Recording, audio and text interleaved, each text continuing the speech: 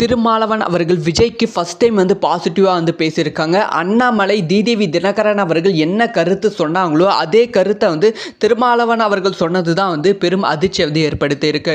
அதாவது விஜய் அவர்கள் 234 தொகுதியிலும் சுற்றுப்பயணத்தை ஆரம்பித்து விட்டார்கள். இந்த சுற்றுப்பயணம் முடியும் போது கண்டிப்பாக தமிழக அரசியலில் ஒரு புதிய மாற்றம் இருக்கும் அப்படின்னு சொல்லப்பட்டது. அதே மாதிரி தான் மிகப்பெரிய இம்பாக்ட் ஒரே நாள் சுற்றுப்பயணத்தில் ஏற்பட்டது.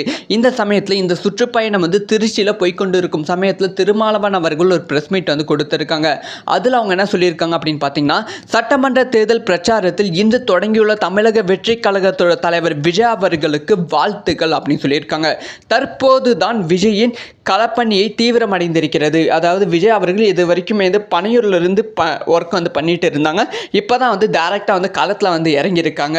ஸோ விஜய் தேர்தலில் கணிசமான வாக்குகள் பெறுவார். அதாவது மிகப்பெரிய இம்பாக்ட் 2026 சட்டமன்ற தேர்தலில் கொடுப்பாங்க. ஒரு கணிசமான வாக்குகள் பெறுவாங்க அப்படிங்கிற விஷயத்தையும் சொல்லியிருக்காங்க. ஆனால் திமுக கூட்டணியை வெற்றியை பாதிக்காது. விஜய் அவர்களோட வாக்கும் விஜய் அவர்களோட இம்பாக்டும் திமுக கூட்டணியின் வெற்றியை பாதிக்காது அப்படிங்கிற விஷயத்தை திருமாவளவன் அவர்கள் சொல்லியிருக்காங்க. அவ்வளோ கான்ஃபிடென்ட்டாக சொல்லியிருக்காங்க. ஸோ என்ன நடக்க போகுது வெயிட் பண்ணி பார்க்கலாம்.